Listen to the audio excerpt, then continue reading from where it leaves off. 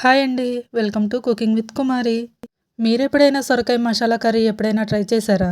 సొరకాయ అంటే ఇష్టం లేని వాళ్ళు కూడా ఇలా చేసి పెట్టారంటే ఖచ్చితంగా తింటారు. ఒక్కసారైనా ట్రై చేయండి. టేస్ట్ అయితే చాలా బాగుంది. ఇప్పుడైతే ఇక కర్రీ ఎలా చేసుకోవాలో చూద్దాము.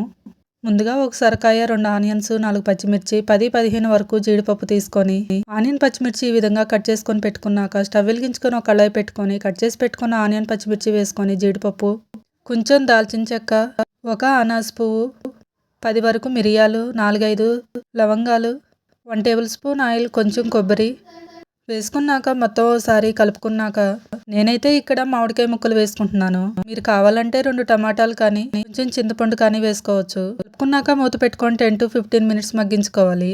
ఈలోపు అయితే సొరకాయనైతే కట్ చేసుకుందాము. సొరకాయనైతే చేకు తీసుకున్నాక ఈ విధంగా కట్ చేసుకోవాలి. చూసారు కదా, సొరకాయ ముక్కలు అయితే ఈ విధంగా కట్ చేసుకోవాలి. ఆ తర్వాత ఒక ఆనియన్, 2 పచ్చిమిర్చి కూడా ఈ విధంగా కట్ చేసుకొని పెట్టుకున్నాక ముందుగా స్టవ్ మీద పెట్టుకున్న మసాలాలు అయితే మగ్గిపోయాయి. స్టవ్ ఆఫ్ చేసుకొని చల్లగా అయ్యేంతవరకు పక్కన పెట్టేసుకోవాలి. అదే కళాయిలో 3 టేబుల్ స్పూన్ ఆయిల్ వేసుకొని ఆయిల్ హీట్ అయ్యాక కట్ చేసి పెట్టుకున్న ఆనియన్స్ వేసుకొని కొంచెం వేగాక కరివేపాకు, కట్ చేసి పెట్టుకున్న సొరకాయ కూడా వేసుకొని మొత్తం కలిసేలాగా కలుపుకొని మూత పెట్టుకొని మీడియం ఫ్లేమ్లో 10-15 మినిట్స్ వరకు మగ్గించుకోవాలి.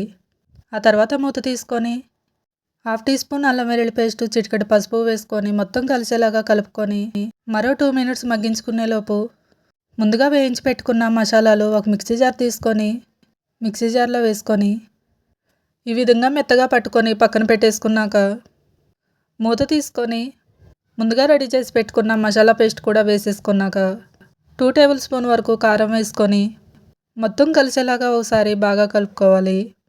ఆ తర్వాత 1 గ్లాస్ వరకు వాటర్ పోసుకొని మొత్తం కలుపుకున్నాక రుచికి సరిపడా ఉప్పు, 1 టేబుల్ స్పూన్ ధనియా జీరా పౌడర్, ముందుగా కట్ చేసి పెట్టుకున్న పచ్చిమిర్చి కూడా వేసుకొని మొత్తం కలిసేలాగా ఒకసారి కలుపుకున్నాక ఆయిల్ సపరేట్ అయ్యేంత వరకు ఉడికించుకోవాలి.